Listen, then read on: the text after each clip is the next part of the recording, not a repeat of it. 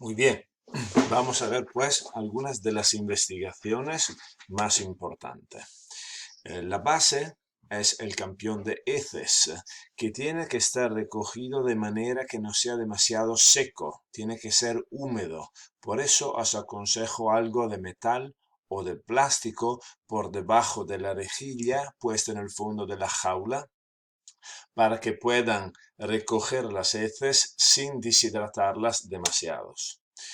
Lo primero que vamos a hacer, hemos dicho, es el examen por enriquecimiento y flotación. La solución que yo personalmente utilizo es esta.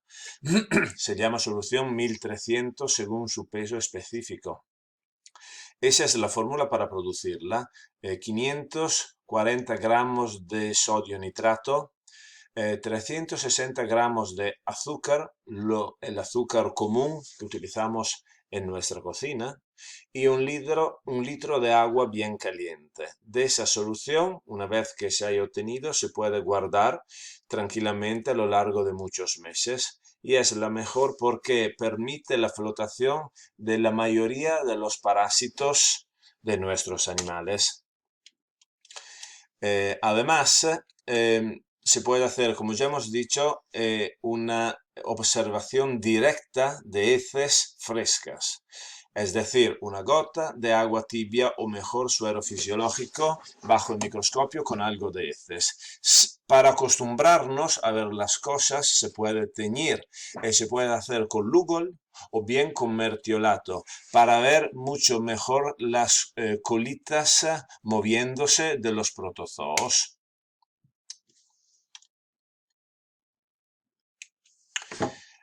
Esa es la imagen que os propondrá el tricomonas, es decir, mirando sin teñir ni nada, se ven esos pequeños elementos protozoarios moviéndose, dando vueltas sobre el propio axis.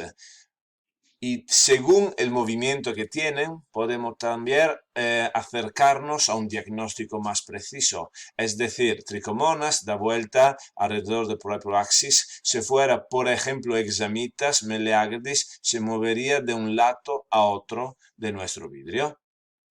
Pero también todos los demás parásitos se pueden ver por enriquecimiento y flotación. Los coccidios, hemos dicho.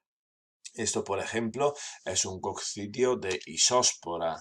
O bien, por ejemplo, eso de la larva sacanta de los gusanos planos, de las tenias. Eso es un jilguero, por ejemplo. O se puede tener en muchos paserinos insectívoras, es bastante común. O en todos los loros que van comiendo en el suelo, pues pueden entrar en contacto con parásitos como lombrices que transmiten la tenia, el gusano plano. Eso también es un hallazgo bastante común, más en paserinos insectívoras y en todos los loros, más o menos, sería la capilaria, que se parece mucho al tricomonas, perdón, al trichiuris que tenemos en los mamíferos. Eso es un hallazgo ocasional, es decir, los encuentran en las heces, pero son formas de resistencias de los malófagos, de parásitos de la piel. Otros, eso con esa pared tan gruesa, tan espesa, hace diagnóstico por sí solo, por sí mismo, sin necesidad de conocer nada más. Son ascárides, gusanos redondos, muy común en los loros de Australia.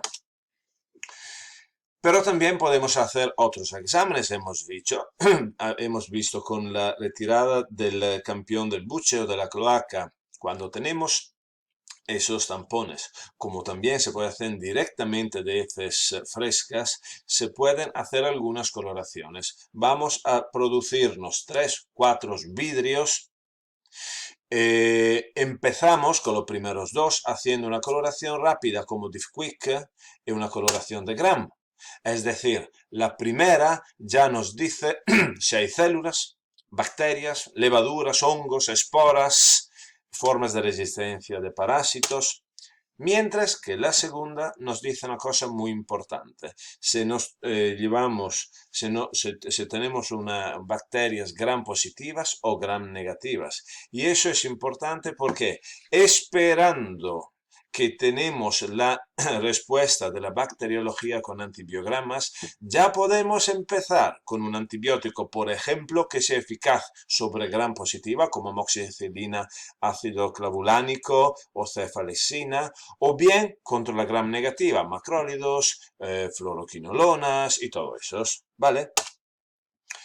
Pero también en la observación microscópica podemos ver estructura como esa, que aparece en cigarrillos, muy largo, con un núcleo, que es bastante característica de algunos papagayos y también de muchos paserinos, más de todos canarios de forma y tamaño, y de esos más grandes, es que ya hemos visto el Macrorhabdus ornithogaster o mal seco, en la proventriculitis. Hemos visto que el istmo, esta zona entre proventrículo y ventrículo, es la mejor para la recogida de muestras, pero también se pueden encontrar como hallazgo ocasional en la retirada de buche o bien de cloaca. Y siempre hacer más de 2 vídeos, porque si vemos, por ejemplo, como aquí, algunas imágenes de ghost cells, de algo que es como una particela, una célula, un elemento que no se ha teñido con Diffquick y Gram, sí que hemos guardado otros vidrios, por ejemplo, para hacer un alcohol ácido resistente como la Zill-Nielsen y averiguar cómo en este caso se tienen micobacterios. A ver, ¿cómo se hace la toma de muestra por el buche? Aquí tenemos un yaco, me parece que lo llamáis, un papagayo de esos africanos grises. Se va a utilizar una toallita para que no se asusten luego cuando vean nuestras manos y también para que no nos dañen con pico y con las uñas. Es muy cómodo utilizar toallas y se baja perfectamente en el buche para retirar los microorganismos. Pero vamos, se puede hacer también en pájaros de 16, 18 gramos, como este canario rojo, solo utilizando un tampón un poco más pequeño y aunque tenga el axis, el ánima de metal, no se va a dañar. Se puede hacer perfectamente si tenemos la cabecita bien firme entre nuestro dedo pulgar y el índice para que no se mueva. Lo mismo vale cuando vamos a averiguar lo que pasa en la cloaca. Siempre alguien que nos apriete, que nos sujete el pájaro o hacer con una toalla si somos nosotros solos. Y en ese momento, ya como os he dicho, un poco de cuidado con la cloaca porque puede ser nuestra manualidad más dañina de lo que vamos a hacer en el buche. Y lo mismo se puede hacer también en cualquier tamaño de pájaro. Aquí estamos en un pequeño canario y no hay ningún problema en hacer una toma de muestra en la cloaca si se hace con cuidado. Si el hisopo, como se dice, el tampón es muy seco, se puede poner algunas gotas de suero fisiológico estéril que no va a dañar lo que estamos averiguando porque no tiene nada en su interior para entrar un poco de manera más suave. Muy bien, ¿cuáles son pues a nivel de resumen las diferencias entre pájaros y mamíferos? Tenemos un aparato que es muy ligero y corto para permitirle el vuelo a esos animales. El peso cambia de la cabeza, como lo tenemos nosotros, los mamíferos, huesos pesados, dientes, hacia el centro del cuerpo, molleja, intestino delgado, grita, hígado, para que todo el baricentro esté en el interior. No presentan los pájaros epiplon, vasos quilíferos, ganglios linfáticos propiamente dichos, pero sí tienen estructuras característica y única que son el divertículo de Merkel, 2 ciegos en las especies que hay, los ciegos, una cloaca, que es como el unión entre los 3 aparatos digestivos, urinarios y reproductivos, Y esa bolsa de Fabricio, que es mucho más desarrollada en los polluelos, en los jóvenes, menos en los adultos, que parece ser como el laboratorio de la respuesta inmunitaria junto a todo lo que hay en el intestino como otras estaciones linfáticas. En los pájaros hay movimientos antiperistálticos para la recuperación de líquidos y sales minerales y una flora intestinal que todavía tenemos que conocer. Ahora se habla mucho, aquí en Europa, creo en todas partes del mundo, del microbiota, es decir, de todas esas bacterias, viruses, hongos, levaduras, parásitos, que tendría que estar fisiológicamente en nuestro aparato digestivo. El microbiota es la base de la salud no solo intestinal, sino de todo el organismo. Todavía tenemos que conocerlo perfectamente en el hombre. Imaginaros vosotros si podemos ya tenerlo conocido en nuestros animales. Quizás lo conoceremos a lo mejor dentro de algunos años. Pero sí, lo que tenemos que pensarnos cuando nos llegarán los resultados de lo que hemos aislado en el intestino de nuestros animales, que lo que hemos aislado quizás sea solo el porcentaje muy pequeño de lo que está ahí en el interior, porque solo lo que ha podido sobrevivir para fuera del intestino en condición de aerobiosis que ha crecido en el agar, en el substrato de crecimiento, que podemos verlos con nuestras técnicas actuales, pues solo una pequeña parte. Y cada vez que nosotros vamos a proporcionarle un medicamento, un antiparasitario, un antibióticos, vamos a matar mucha parte de ese microbiota. Por eso, a lo largo de los años, hemos aprendido que además de proporcionar una alimentación ideal, además de quitarle los síntomas con nuestros medicamentos, tenemos que favorecer con una alimentación lo más parecida a lo que tendría en la naturaleza, con un pH correcto, con prebiótico, postbiótico y probióticos, todo lo que es el crecimiento correcto del microbiota de esos animales. Lo que encontraréis en los libros será que casi no hay bacterias, que solo es fisiológico que haya algunos bacterios como los diplococos gram positivo y que todos los demás con particular atención los gram negativos tienen que ser matados con antibióticos. Quizás la situación sea un poco más compleja de esa.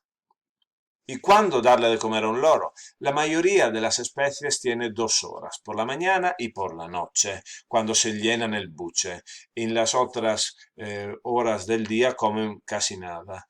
Los loros, lorícolos, los nectarívoros, es decir, comen a lo largo de todo el día. Y el género Protogeris, como excepción de lo que hemos dicho antes, parece tener un pico único de actividad en las horas central del día. Y será en esas horas que tendremos que recoger las heces, por ejemplo, porque los parásitos de cada especie van saliendo del intestino según la temporada del día, cuando los pájaros en la naturaleza se vayan juntando para tener más probabilidad de infectar a otros pájaros. En los paserinos, la mayoría de las especies tienen un metabolismo tan rápido, tan alto, que necesitan comer a lo largo de todo el día. Y por eso tenemos que proporcionarle a lo largo de todo el día semillas, pienso, lo que sea. Ya lo veremos en la próxima presentación.